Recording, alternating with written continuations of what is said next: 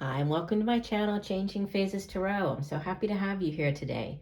Now, today's reading will be the mid-monthly reading for October 2021, focusing on the areas of career and finance and love and relationships. Okay, if you would like the general overview of the month, those have already been posted for all of the signs for the month of October. Okay, this is just focusing, it's a short 3-card spread on each area. And obviously, if you would like a more personalized reading, all of the information can be found in the description box below this video. I'd just like to give a big thank you to each and every one of you for my returning viewers. I really do appreciate you. For new viewers, hopefully you will like what you hear today and will decide to subscribe and give the video a like. That would be wonderful. And for those of you who are on TikTok, you can find me over there at Changing Phases Tarot. So I will see each of the signs in a second for the reading. Hi Leo, hope you're doing well. I'm here to get into your reading. I have been shuffling off camera, but we will give the deck a few more shuffles. So we're going to start off with your career and finance reading. Okay, what are the messages for Leo, career and finance, mid-month October? What does Leo need to know in the area of career and finance? Messages for Leo, career and finance, mid-month October. Okay, we'll do one last shuffle. And divide the deck. And here we go. All right, in the past position, you have the Two of Pentacles. And actually, this card flipped out when I was shuffling before I started the video. The Two of Pentacles came out. So, Two of Pentacles followed by, wow, Two of Cups. And the Star card. This is Major Arcana number 17. Beautiful. Bottom of the deck, the overall energy for your career and finance. You have Major Arcana number 2, the High Priestess. And if I look immediately beneath the High Priestess, there's an Ace of Pentacles here. So, yeah, for some of you, there could be, a new opportunity coming in. And, it looks as though there could be a big focus on partnership, partnering up with other people, right? Possibly like going into business with somebody else. But this opportunity it's definitely bringing in, greater stability, sort of more balance into your life. And I love the way that the Two of Pentacles in this deck is portrayed, because usually, twos, we typically think of them as being choices in the tarot. So when the Two of Pentacles shows up, there could be a choice between two jobs, leaving one job, going off in a new direction. It could be, it can also be about sort of juggling, needing to keep all of the balls up in the air. So if you've been working 2 jobs, right, trying to save money, this could be like 2 part-time jobs, or, there's just you've really been working hard to kind of keep everything moving along as far as your finances go. And in this deck, it shows them, in this very balanced energy of the seesaw, right? And so they have there's this balancing out of energy, but there's also the working together, right? Because obviously for a seesaw to work, you need the 2 people on it. So possibly partnering up with other people. We do have Earth energy here, so it could be dealing with a Capricorn, Virgo, or Taurus. We have air energy with the chalices, and we also had the Ace of Chalices under there. So it could be a water sign as well, Cancer, Pisces, Scorpio. We have the Star card that's associated with the sign of Aquarius. And then we have the High Priestess, which is Cancer. So more water energy right there. So those are the sort of the main signs that show up in this reading. But, this balancing out of energy, possibly partnering up with others. And we have another 2 sitting in the present position, which, in a love reading, the Two of Chalices can most definitely speak of a romantic connection, a deep soulmate connection with another person.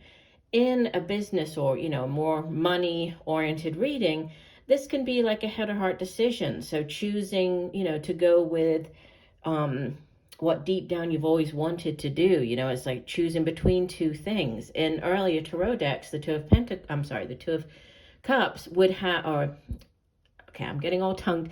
This is happening. For some reason, I got very tongue-tied when I was doing the Capricorn reading. And now with yours, same thing. Not sure why, but anyway.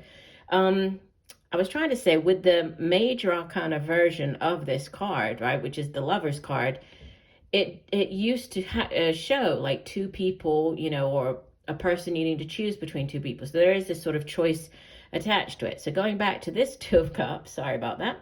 There could be this partnering up, and it's a very balanced energy.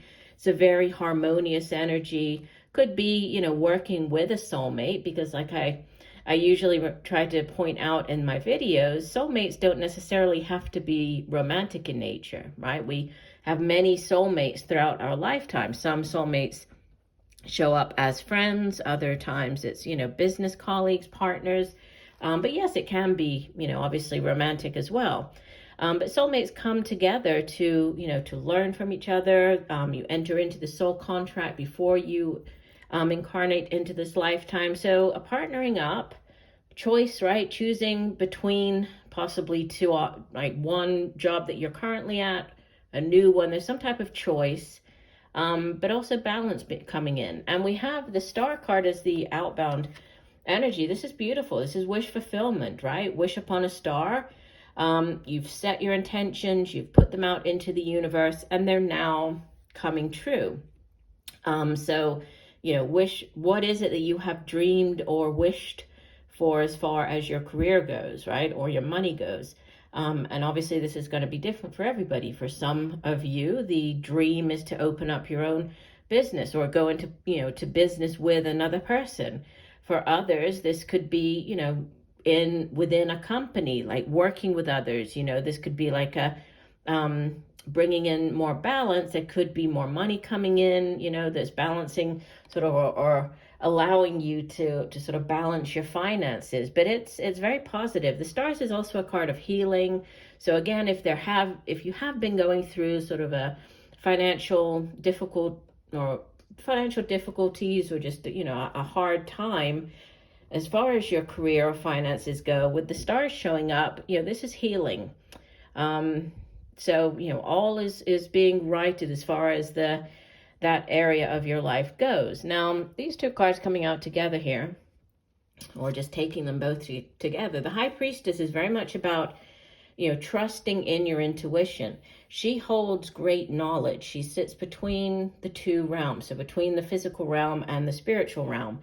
And, she is also about, there's this balance, right? The light with the dark. And she sits here. We have the moon, and we are, the 6th was the new moon. So there could be, definitely pay attention to any, messages coming through over the next few days or a couple of weeks from now until the end of the month.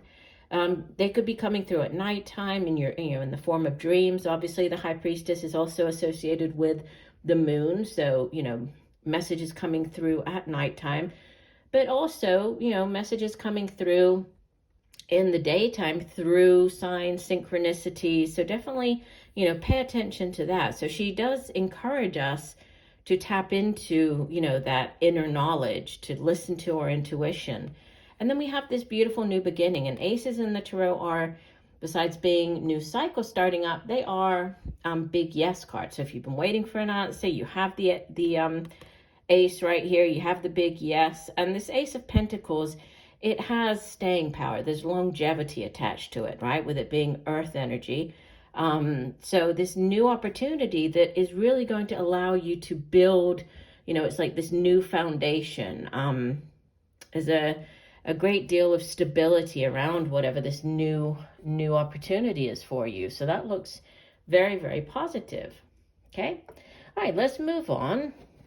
So we're going to take a look at your romance, relationships. Okay, so what are the messages for Leo in the area of love, relationships, mid-month October? What does Leo need to know? What are the messages for Leo Love and relationship.